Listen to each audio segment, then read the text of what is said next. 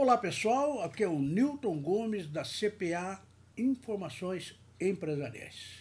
Muito bem, vamos dar sequência à nossa série de vídeos que falamos sobre a reforma tributária e agora nós estamos abordando a reforma tributária de um outro ângulo, na prática, né? A gente tem falado muito a respeito da reforma tributária nos seus aspectos teóricos e agora a gente está fazendo alguns vídeos a respeito da parte prática.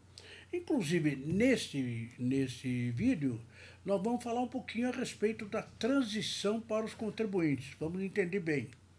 Nós temos um sistema tributário nacional hoje, que já está vindo há muito tempo. A ideia é fazer uma reforma e claro que a reforma vai tornar o sistema muito diferente do atual.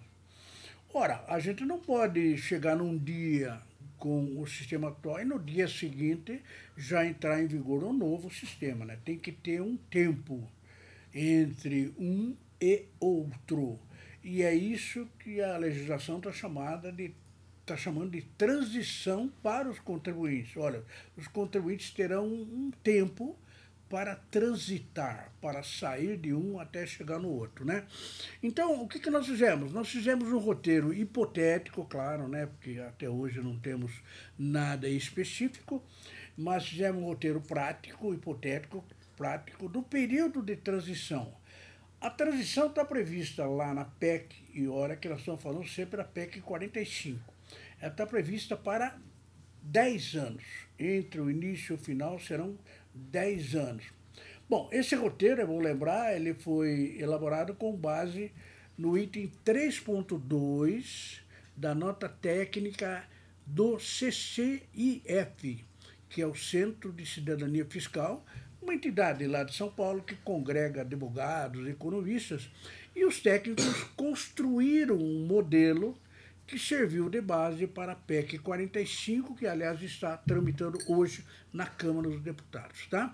Então, a gente vai tentar colocar uma questão prática a respeito dessa transição, dessa mudança, dessa transferência entre o sistema atual e o sistema novo, que virá, claro, se a reforma vier a ser aprovada. Aqui ao meu lado, a Júlia. Oi, pessoal, meu nome é Júlia Gomes, aqui da CPA Informações Empresariais. Bom, para começar, vamos dar um alerta para vocês. Este roteiro prático, ele faz parte do pressuposto que a PEC 45 e seu respectivo regulamento sejam publicados até 30 de junho de 2020. Exatamente. Então, nós estamos supondo, né, que haja uma aprovação disso e a publicação seja feita até 30 de junho, inclusive o seu regulamento. Muito bem, nós vamos vamos verificar inicialmente algumas regras que vão nortear essa transição e depois vamos colocar datas dessa regra para entender melhor, né? Então, vamos iniciar um estudo a respeito de um roteiro cronológico, não é mesmo, Júlia? Isso aí. Bom, se o regulamento for publicado no primeiro semestre do ano, de qualquer data, o período de transição começa no ano subsequente. E se for publicado no segundo semestre, em qualquer data, a mudança começa no segundo ano subsequente. Então vejam que há um tempo entre a aprovação, o regulamento e depois para começar, né? Por isso que eu digo, não dá para começar no dia seguinte, nem no mês seguinte. Tem que ter um tempo de adaptação não só dos contribuintes, como também da estrutura, da administração tributária e tudo mais, né? Muito bem. Como é que vai funcionar esse período de 10 anos, Júlia? Bom, nos 2 primeiros anos, que serão um período de teste, o recolhimento do IBS na alíquota de 1% será totalmente compensado com a COFINS. Vejam que o mecanismo, você paga o IBS, compensa na COFINS. No mês seguinte, paga o IBS, compensa no seguinte.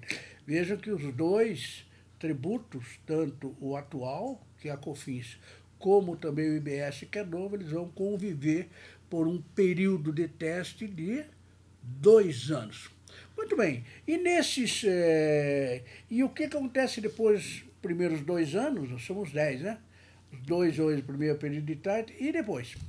Nos 8 anos subsequentes, que serão o período de teste propriamente dito, haverá a cobrança do IBS com um aumento progressivo de 1/8 ao ano. Exatamente, então Vamos imaginar, nós temos conversado muito aqui sobre qual seria a alíquota do IBS, né, que é o tal do IVA brasileiro.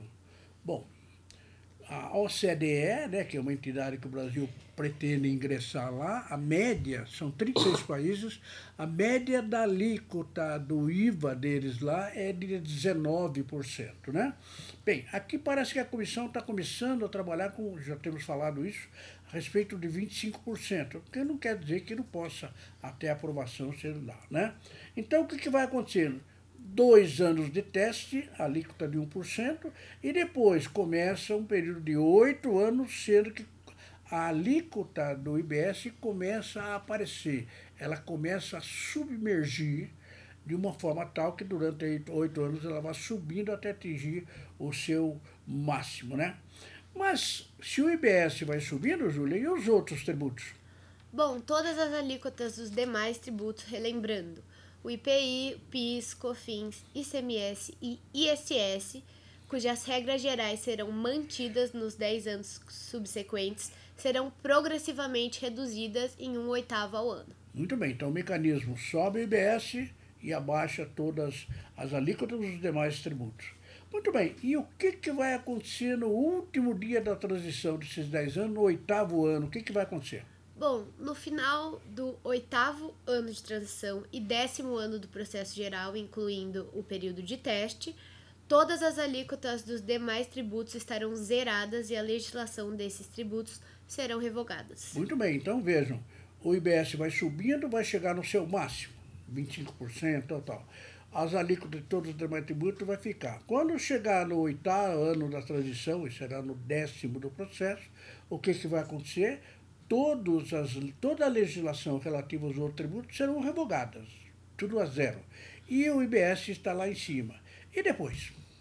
Bom, a partir do 11º ano, apenas o IBS sobreviverá, com uma alíquota plena. Isso, daí ele é o soberano, é ele que manda, só fica ele a partir do 11º ano e todos os demais tributos estarão definitivamente enterrados, né? Claro, isso se correr tudo certo, né? Muito bem, então nós estamos trabalhando tudo em teste, nós não colocamos data, nem começou tal.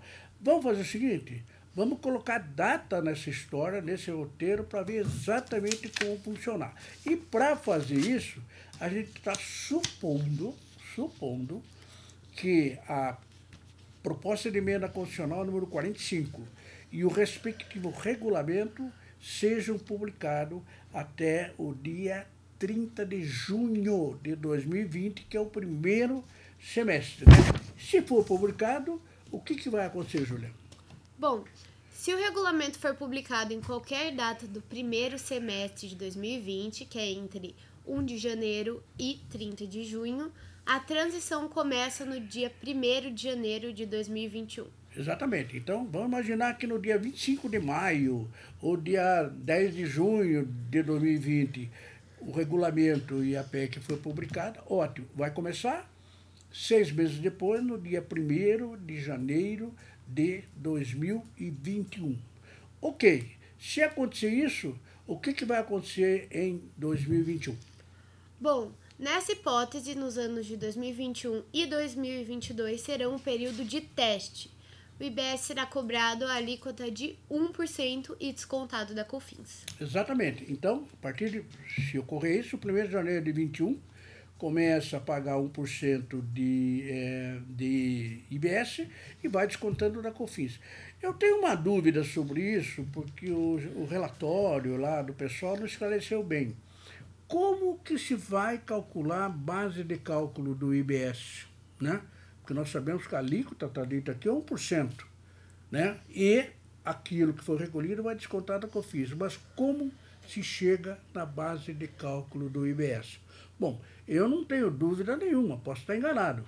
Eu acho que todas as regras do IBS, todas, princípio do destino, legislação uniforme, ali, todas elas vão passar a valer a partir de 1º de janeiro de 2021. Né? E aí se chega numa base de cálculo que certamente vai ser diferente da base de cálculo da COFINS, porque a COFINS é segundo a legislação antiga, digamos, a nova é tudo diferente. Mas, então, a partir de 2021, base de cálculo do IBS ou do IVA, né, 1% e desconta tudo que recolher, desconta da COFINS. Muito bem, e depois, quando passar esses 2 anos, Julia? Bom, a partir de 2023, ocorrerá o período de transição de 8 anos, até dia 31 de dezembro de 2030. Inicialmente, do primeiro ano, o IBS será de 1/8 de alíquota estimada, que irá sendo aumentada nos próximos 8 anos, como a gente já disse, 1/8 por ano. E ao mesmo tempo em que as alíquotas dos demais tributos estarão sendo diminuídas.